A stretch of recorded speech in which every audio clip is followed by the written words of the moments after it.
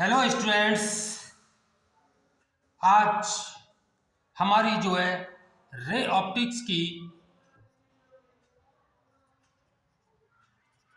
8th video, जिसमें हम आज करने जा रहे हैं refraction at spherical surface of lens.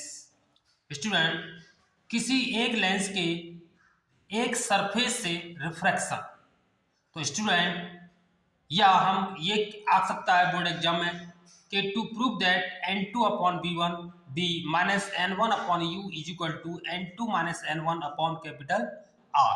तो स्टूडेंट ये बहुत ही बोर्ड एग्जाम को लेकर ये बहुत ही इंपॉर्टेंट क्वेश्चंस है। तो देखते हैं इसके दो हमारे पास ड्राइव हैं। एक है कॉनकेव लेंस के लिए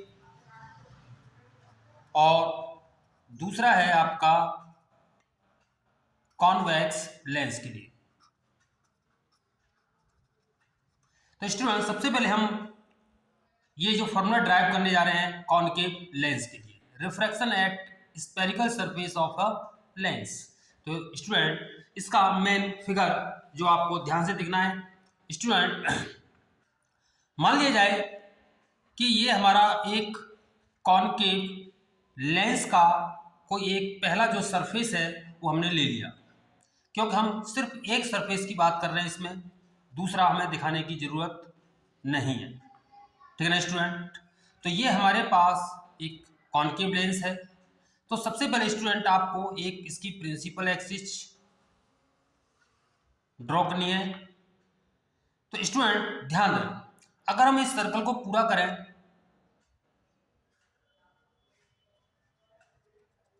तो हमें इसका एक सेंटर मिलेगा। ठीक है स्टूडेंट। चलो मान लिया जाए कि हमने कहीं इस प्रिंसिपल एक्सिस पर किसी एक पॉइंट ओ पर हमने एक ऑब्जेक्ट रखा।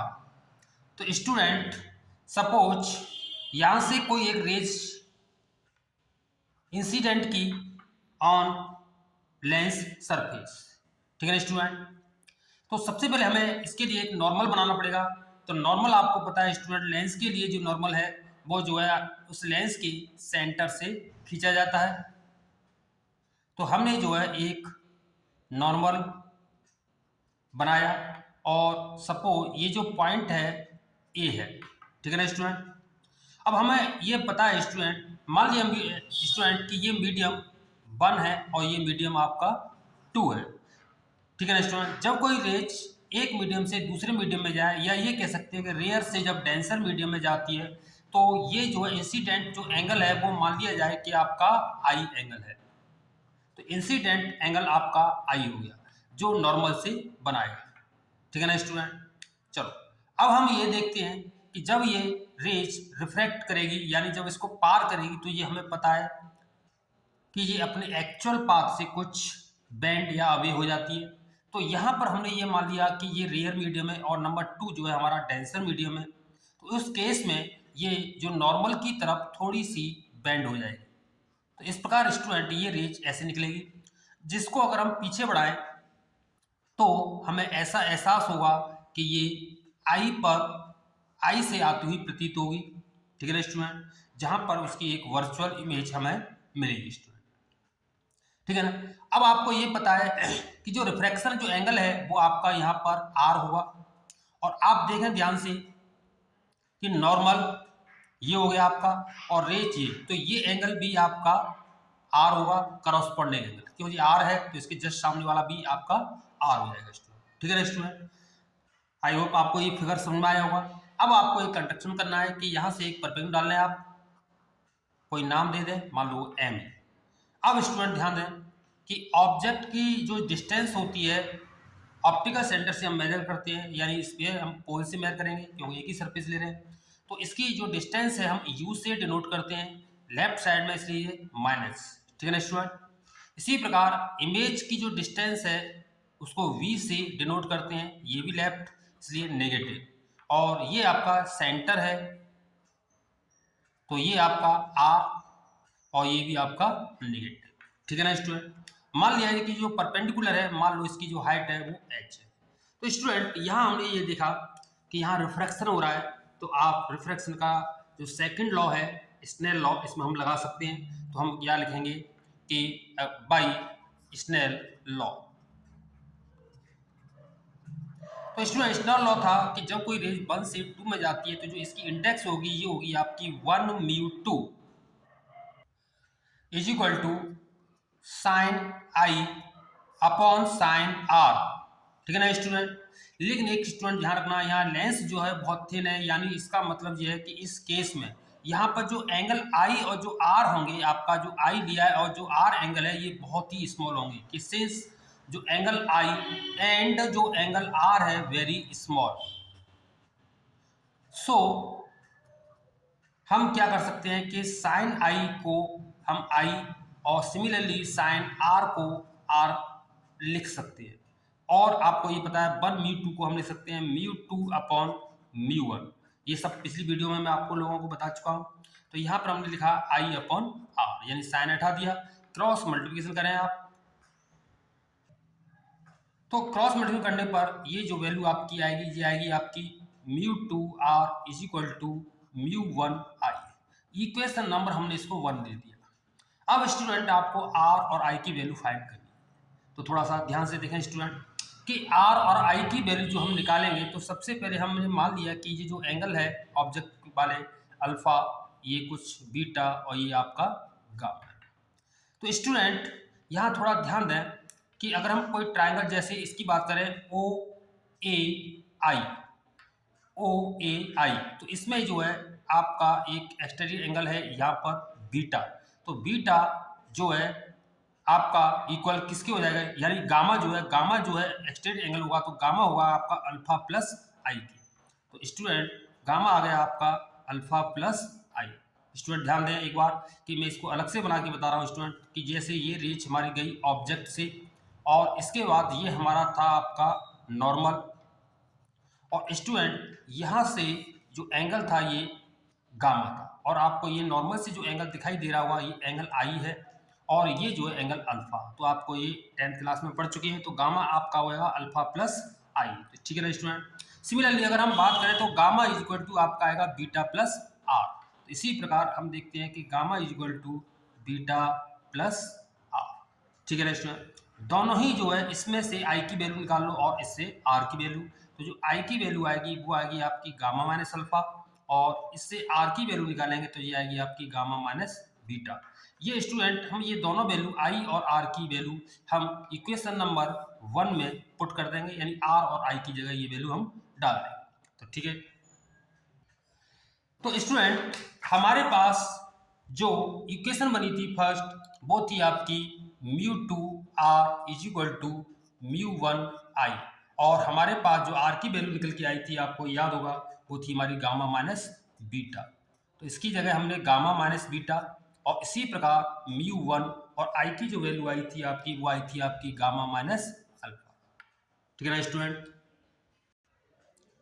इसका अंदर मल्टीप्लाई कर रहे हैं आप, तो मल्टीप्लाई करेंगे तो ये आपका आएगा mu 2 gamma minus mu 2 beta is equal to mu 1 gamma minus mu 1 alpha.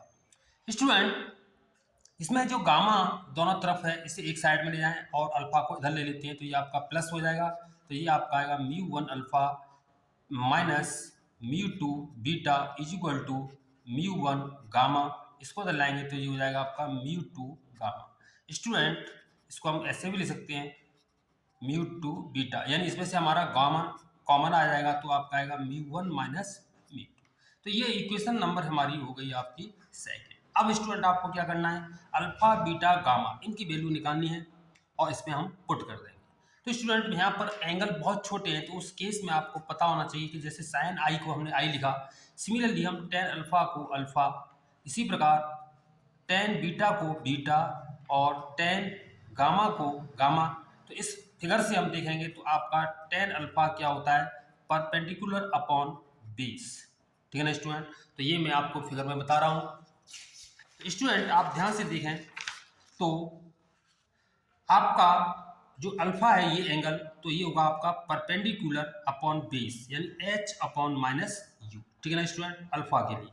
Similarly अगर हम बीटा की बात करेंगे तो ये टेन बीटा, ये एक राइट एंगल ट्राइंगल है, तो ये हो जाएगा आपका परपेंडिकुलर अपॉन बेस यानी h अपॉन माइनस बी। इसी प्रकार गामा के लिए h अपॉन माइनस आर, क्योंकि ये एक राइट एंगल ट्रायंगल बन जाएगा आपका। ठीक है ना स्टूडेंट, तो ये सब वैल्यू मैं आपको एक साथ लिख के बता रहा हूँ। तो ये यानी ये आ गया हमारा h अपॉन माइनस अल्फा, हमारा ऑब्जेक्ट पे था तो इसका मतलब ये था हमारा माइनस के u। ठीक है ना, तो इसको हम केवल अल्फा बोल सकते हैं। इसी प्रकार अगर हम टेन बीटा की बात करें तो ये भी परपेंडिकुलर अपॉन बेस यानी h अपॉन जो था हमारा बीटा किस पर, इमेज पर, यानी b। इसी प्रकार और इसको हम बोल सकते हैं बीटा। इसी प्रकार टेन गामा, तो टेन गामा को लिखेंगे हम h अपॉन माइनस आर, इसका मतलब ये था हमारा केवल हो गया गामा। तो स्टूडेंट हमारे पास अल्फा, बीटा और गामा ये तीनों वैल्यू प्राप्त हो चुकी हैं। इसको हम इक्वेशन नंबर सेकंड में रखने जा रहे हैं स्टूडेंट। तो इस प्रकार हमारा जो है आंसर आ जाएगा इससे। तो ये हो गया हमारा μ1 अल्फा। तो अल्फा आपका आया था h अपॉन यू माइनस के। ठीक है ना स्टूडेंट, हम इक्वेशन नंबर सेकंड की बात कर रहे हैं, माइनस μ2 बीटा, और बीटा हमारा आया h अपॉन माइनस बी। ठीक है ना, और ये हो गया हमारा μ1 माइनस μ2 अपॉन ये गामा, गामा की वैल्यू है h अपॉन माइनस आर, तो इसको लिख सकते हैं हम h अपॉन माइनस आर।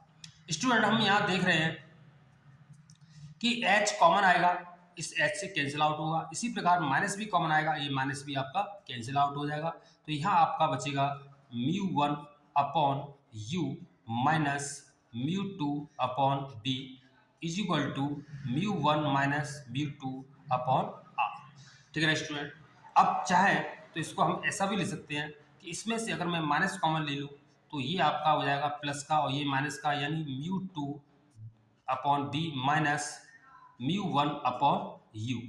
इसमें से माइनस कॉमन लेंगे तो ये आपका बन जाएगा μ2 माइनस μ1 अपॉन r, यानी माइनस, ये कैंसिल आउट हो जाएंगे। और इस प्रकार हमारा जो है किसी लेंस के एक सरफेस पर रिफ्रैक्शन का फॉर्मूला प्राप्त होगा, जो आएगा आपका μ2 upon b minus μ1 upon u is equal to μ2 minus μ1 upon r। Student अब आगे भी बढ़ा सकते हैं हम इसको, चाहे तो इसमें μ1 का डिवाइड कर दें, क्योंकि 1 μ2 मीन्स म्यू बोल सकते हैं जो इसको इक्वल होगा μ2 अपॉन म्यू। तो स्टूडेंट ये था हमारा किसी लेंस सरफेस पर रिफ्रैक्शन का एक फॉर्मूला। स्टूडेंट सिमिलरली अगर हम बात करें कॉन्वेक्स लेंस के लिए, तो उसका मैं केवल फिगर बनाऊंगा और उसके बाद सेम यही प्रक्रिया आपको निभानी है, और वो भी इसका फॉर्मूला भी आपका यही आने वाला है। तो देखिए इसका फिगर। तो कॉन्वेक्स लेंस के लिए मेन फिगर है, अगर फिगर समझ में आ जाएगा, बनाना आ गया, तो आपको वो क्वेश्चन जो है पहले की तरह ही आपको सॉल्व करना है, जो स्वयं करेंगे। मैं इसका फिगर बना के बताता हूँ। तो ये है कॉन्वेक्स लेंस के लिए। तो कॉन्वेक्स लेंस का हमने कोई एक सरफेस ले लिया स्टूडेंट, ठीक है ना स्टूडेंट, और सबसे पहले रूल वही, इसकी हमने एक प्रिंसिपल एक्सिस खींची। ठीक है ना, अगर हम इसको इस सर्कल को पूरा करें तो हमें इसका एक सेंटर मिलेगा। ठीक है ना स्टूडेंट, और इस सेंटर से हमने एक पहले नॉर्मल ड्रॉ कर लें स्टूडेंट। आप इसको मैंने नॉर्मल यानी एन लिख दिया, और हम आपको पता ही है कि ऑब्जेक्ट हमेशा लेफ्ट साइड में, यानी हमने कोई एक ऑब्जेक्ट इसके अंदर ओ पर प्लेस किया। सपोज यहां से कोई एक रेज निकली, इसका नाम ए रख दिया हमने। ठीक है ना स्टूडेंट, अब यहाँ पर एंगल आप साथ में बनाएं, क्योंकि बाद में जब फिगर पूरा होने के बाद एंगल बनाना बड़ा मुश्किल हो जाता है। तो इसके लिए देखो, आपको पता है इंसिडेंट एंगल है, तो ये नॉर्मल से एंगल जो बनाएगा वो मान लो हमने आई मान लिया। ठीक है ना स्टूडेंट, चलो इसके बाद हम ये देख रहे हैं कि अब इसका रिफ्रैक्शन होगा। रिफ्रैक्शन होगा तो ये इस लाइन जो इसका एक्चुअल पाथ था, तो इससे थोड़ी सी ये आपकी बैंड हो जाएगी हल्की सी। तो ये नॉर्मल इस सेकंड मीडियम में जो कि डेंसर मान लो ये मीडियम 1 था और ये आपका 2 था, तो नॉर्मल से ये नॉर्मल हमारा नीचे की साइड में, तो ये थोड़ा सा आपको झुकाना है और ये रेज इस प्रकार हमारी जाएगी, जिसको अगर हम पीछे की ओर बढ़ाएं तो ऐसा महसूस होगा कि ये रेज आई से आ रही है, यानी इस प्रकार ये जो है हमारी एक आई पर इमेज बन जाएगी। ठीक है ना स्टूडेंट, आपको समझ में आ गया होगा ये। इसके बाद वही पहला प्रोसेस, इसको एंगल अल्फा मानना आप, इसको बीटा और इस वाले को गामा। तो स्टूडेंट एक परपेंडिकुलर पहले की तरह h, इसको हमने एक m नाम दे दिया। अब हम बात डिस्टेंस की लेंस से। इमेज की डिस्टेंस v से डिनोट करते हैं, लेफ्ट है माइनस, और ऑब्जेक्ट की जो डिस्टेंस होती है u से डिनोट करते हैं, लेफ्ट है इसलिए माइनस, और यहाँ ये सेंटर है तो ये एक रेडियस ऑफ कर्वेचर, यानी ये जो आपकी r ये पॉजिटिव होगी स्टूडेंट। तरीका वही है, वही स्नेल लॉ लगाएं। स्नेल लॉ क्या था हमारा कि जब रेंज 1 से 2 में जा रही है तो 1 μ2 is equal to sine I upon sine r. Since ये एंगल आई और आर बना देता है स्टूडेंट कि आर जो है आपका नॉर्मल से दूसरे मीडियम में रिफ्रैक्शन के बाद जो एंगल बनता है उसे रिफ्रैक्शन एंगल कहते हैं आर। अब थोड़ा देखो कि ये एंगल क्या बनता है हमारा, कि यहाँ पर हमने देखा कि जो लाइट गई थी तो एक तो इस रेज के साथ और एक नॉर्मल ये वाला, तो यानी ये जो आर होगा ये एंगल होगा आपका यहाँ से यहाँ तक। आई आपका पूरा है यहाँ से यहाँ तक और आर होगा ये। ठीक है ना स्टूडेंट। अब मैं समझता हूँ कि आप ये कर सकते हैं कि यहाँ पर बस आपको याद रखना है कि ये जो आई एंगल है ये बीटा प्लस गामा के बराबर हो जाएगा, यानी एंगल बहुत छोटे हैं तो इस केस में आपको इसको आई अपॉन आर लिखना है, और आई आपका आ जाएगा student i is equal to, ये एक्सटेंड एंगल होगा तो ये हो जाएगा आपका beta plus gamma. Similarly r जो एंगल आएगा वो आर जो आएगा आपका ये जो एंगल है एक्सटेंड एंगल, तो ये किसके लिए बन जाएगा स्टूडेंट अल्फा और प्लस गामा। ठीक है ना। तो इस प्रकार आई और आर की वैल्यू जो निकली इसमें यहाँ पे आपको रखना है, और इसके बाद हम इसको μ2 अपॉन μ1 भी लिख सकते हैं, यानी इसका क्रॉस मल्टीप्लाई करा तो आपका आएगा μ1 आई इज इक्वल टू μ2 आर। ये अल्फा, इससे आप आई और आर की वैल्यू जो है इसमें पुट कर दें, और इसके बाद वही पहले बिल्कुल सेम टू सेम वही प्रोसेस अपनाएं कि इसमें टेन अल्फा निकालें एंगल तो परपेंडिकुलर अपॉन बेस, यानी एच अपॉन माइनस बी रख देना अल्फा की जगह, और इस प्रकार बीटा की जगह आपका आएगा एच अपॉन माइनस यू और गामा की जगह आएगा एच अपॉन प्लस आर, और इस पर आप खुद ही स्वयं सॉल्व कर सकते हैं। तो स्टूडेंट आई होप आपको ये समझ में आया होगा। तो ये कॉन्वेक्स और कॉन्वेक्टिव लेंस के लिए मैंने ये रिफ्रैक्शन फार्मूला था, किसी एक सरफेस के लिए होता है स्टूडियो लेंस। और इसके बाद हमारा जो है अगला जो टॉपिक रहेगा वो रहेगा रिफ्रैक्शन ऑफ लेंस, यानी lens maker formula. Lens maker formula बहुत ही इंपॉर्टेंट है बोर्ड एग्जाम के लिए, जो अगली वीडियो जो 9th वीडियो आएगी उसमें मैं करूँगा उसमें। Thanks student. और अगर वीडियो अच्छी लगी हो तो लाइक करें, शेयर करें।